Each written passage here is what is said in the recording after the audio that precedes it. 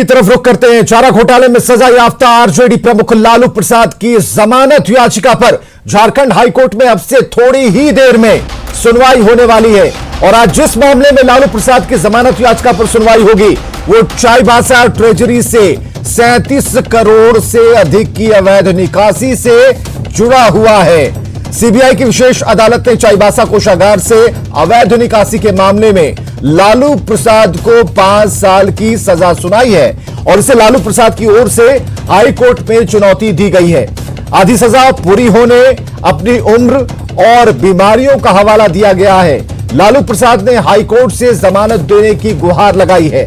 बड़ी खबर इस वक्त की हम आपको बता रहे हैं। लालू प्रसाद की जमानत याचिका पर सुनवाई से जुड़ी इस वक्त की बड़ी खबर और आज इसकी सुनवाई होनी है, तो यह देखना है कि जमानत मिलती है या नहीं और जमानत मिलने के बाद भी क्या लालू प्रसाद की मुश्किलें कम होती हैं कि नहीं, मसलन कि वो बाहर आ पाते हैं या नहीं, यह बड़ा सवाल होगा। हालांकि फिलहाल हम इस खबर पर लगातार बने हुए हैं जिसमें जो हवाला दिया गया है उसमें उनकी बढ़ती उम्र, उनकी बीमारी और जो सजा उन्होंने अब तक काटी है उन सभी बातों का हवाला दिया गया है और इस पर सुनवाई होगी। और देखना यह होगा, इंतजार इस बात का है कि इन हवाले पर हाईकोर्ट क्या संज्ञान लेता, हाईकोर्ट किस तरीके से इस मसले को देखता है और क्या जमानत देने की जो गुहार लालू प्रसाद ने लगाई है उसे मंजूर करता है या नहीं। तो सवाल उठता है कि क्या चाईबासा कोषागार से अवैध निकासी के मामले में आज हाईकोर्ट से जमानत मिलने के बाद लालू प्रसाद जेल से बाहर आ पाएंगे। तो जाहिर है कि चारा घोटाले के एक मामले में लालू को पहले ही जमानत मिल चुकी है और अगर चाईबासा कोषागार से अवैध निकासी के मामले में आज उन्हें हाई कोर्ट से जमानत मिल जाती है तो जेल से बाहर आने के लिए चारा घोटाले के तीसरे मामले में उन्हें हाई कोर्ट से जमानत लेनी होगी। तो चारा घोटाले के 3 मामलों में लालू प्रसाद एक साथ सजा काट रहे हैं। देवघर कोषागार से 89,27,000 की अवैध निकासी के मामले में सीबीआई की विशेष अदालत ने 3.5 साल की सजा सुनाई थी। इस मामले में उन्हें झारखंड हाई कोर्ट से जमानत मिल चुकी है।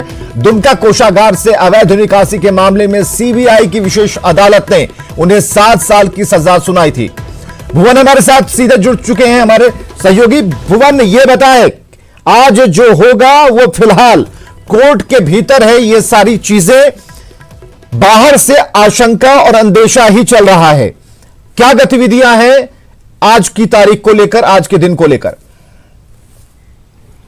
जरूर विवेक, जिस तरह से आज सुनवाई होने जा रही है हाई कोर्ट में और उसको लेकर के जो लालू के समर्थक हैं वो उम्मीद जता रहे हैं कि जरूर लालू प्रसाद को जमानत मिलेगी।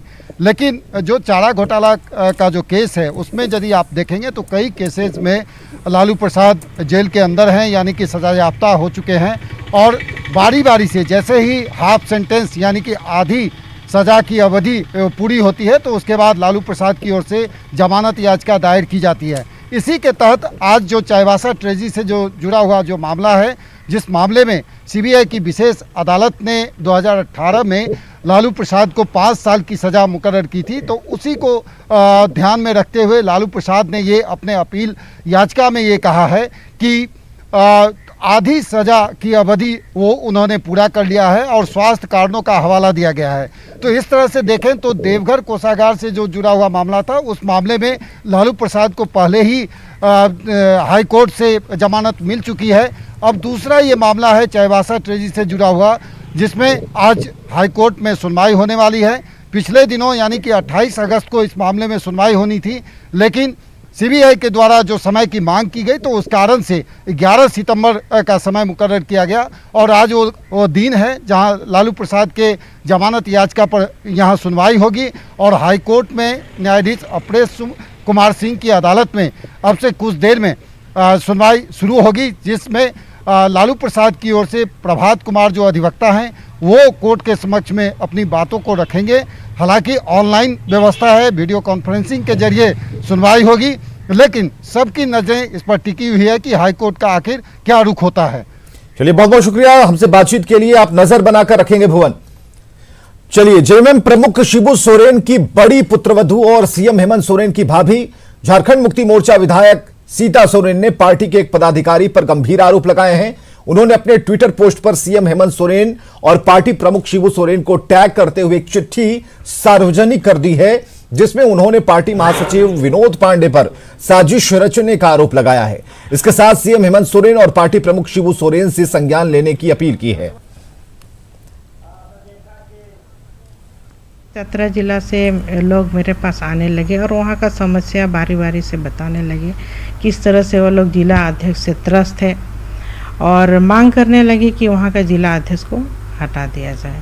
इसके संबंध में मैंने विनोद पांडे से भी बात किया, लेकिन उनके तरफ से साफ नज़र आया कि नहीं, जिला अध्यक्ष ठीक है, बाकी लोगों के ऊपर ही वो आरोप करने लगे। इस तरह से विनोद पांडे को मैंने कहा कि जिला अध्यक्ष को बर्खास्त करे, बदली करे, जिस तरह से मांग है पार्टी संगठन का, लेकिन वो नहीं मान रहे हैं। अब इसके पीछे और क्या वजह हो सकती है ये तो हम नहीं जानते हैं, लेकिन पार्टी हित के लिए जो जरूरी है वो तो करना चाहिए, क्योंकि पार्टी किसी की बपौती संपत्ति नहीं है और पार्टी का कुछ नियम कानून भी होता है। ओम प्रकाश, चिट्ठी लिखने की नौबत आ गई सीता सोरेन को, कितना जरूरी था? भीतर खाने भी बातचीत हो सकती इस मसले पर।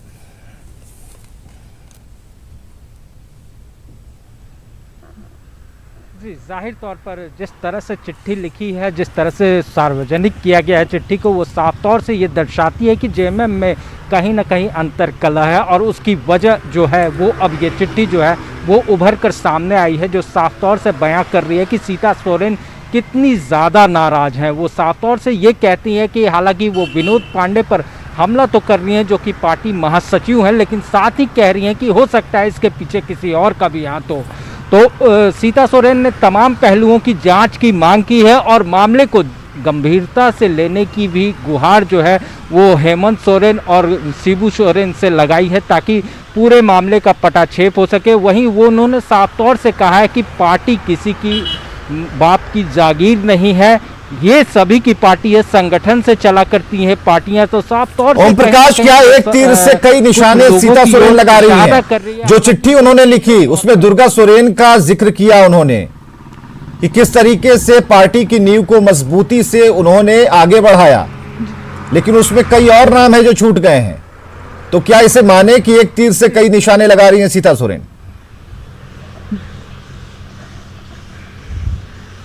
जी, जाहिर तौर पर जिस तरह से चिट्ठी में उन्होंने सिर्फ गुरुजी और महज दुर्गा सोरेन जो कि अब नहीं रहे, उनके बड़े बेटे गुरुजी के, तो दोनों का नाम ज़रूर लिखा है, लेकिन हेमंत सोरेन सरीखे जैसे नेता जो कि वर्तमान में मुख्यमंत्री भी है और पार्टी को नई ऊंचाइयों पर भी लेकर गए हैं, तो उनका नाम इसमें से गायब है।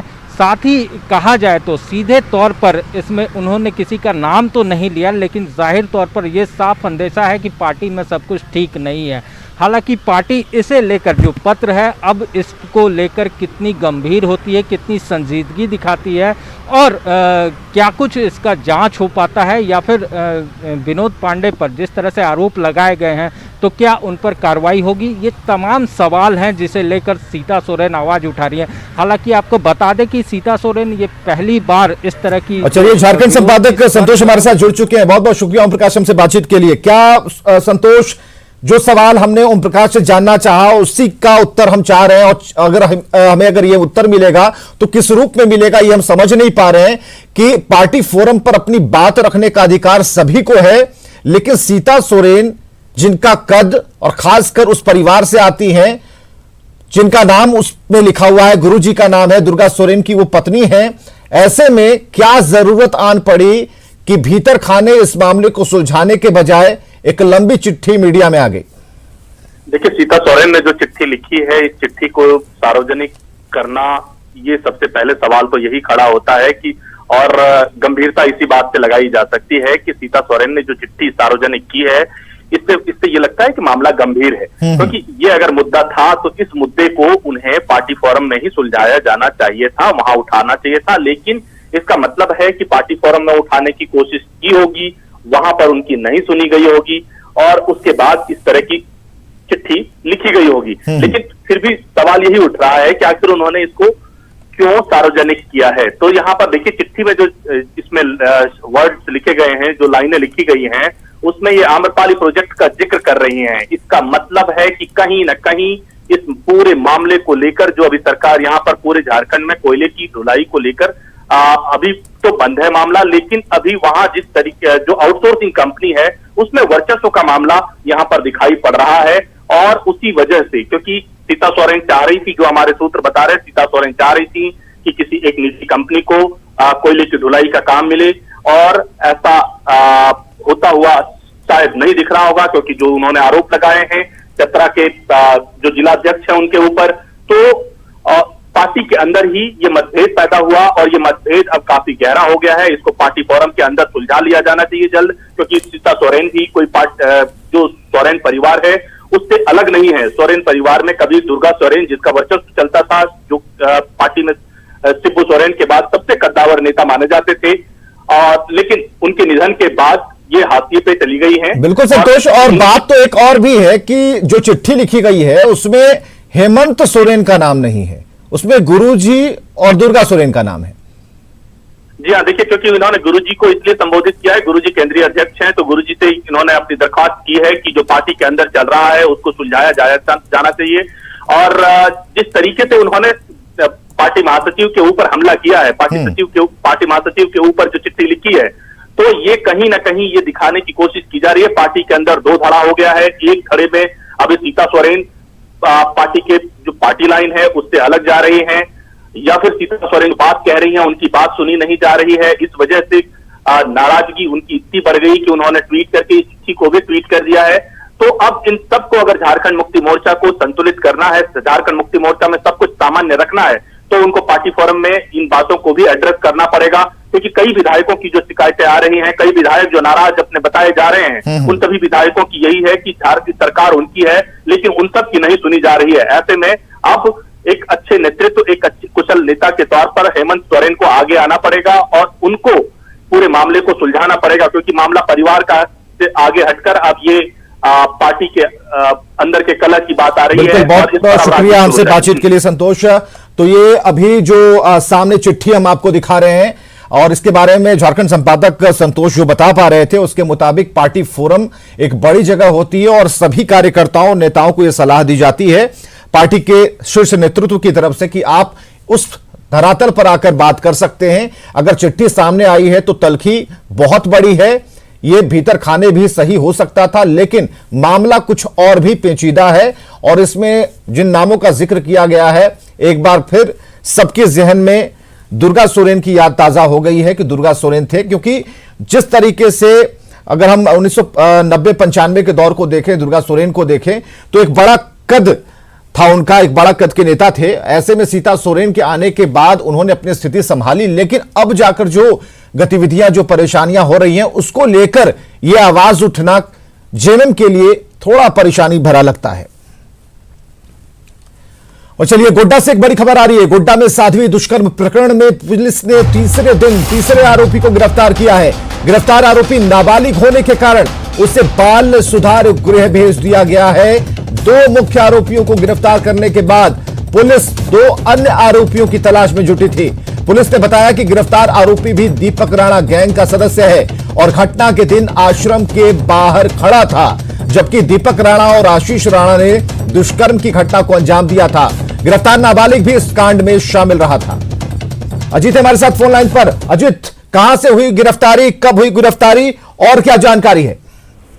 जी विवेक, मैं बताऊं कि जो एसपी से हमारी बात हुई है, उन्होंने कहा कि हालांकि जिस गांव में आश्रम हुआ करता था उसके बगल के गांव के रहने वाले ये चारों थे, जिसमें दो नामजद थे जिनको पकड़ा गया था और दो अज्ञात पर जो मामला दर्ज किया गया था, ये दोनों फरार चल रहे थे और ये दोनों उस दुष्कर्म की घटना के वक्त मौजूद जरूर थे।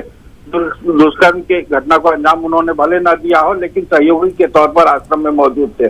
तो ये दोनों फरार चल रहे थे। उन्हीं में से गिरफ्तार लोगों आरोपियों में से निशानदेही पर इस एक को पकड़ा गया जो नाबालिग निकला और ये दूसरे किसी गांव में जाके छिपा बैठा हुआ था। पुलिस ने इसे खोज कर निकाला है और इसे फिर गिरफ्तार कर बाल सुधार गृह को भेजा गया है। जी चलिए, बहुत बहुत शुक्रिया इन तमाम जानकारियों के लिए।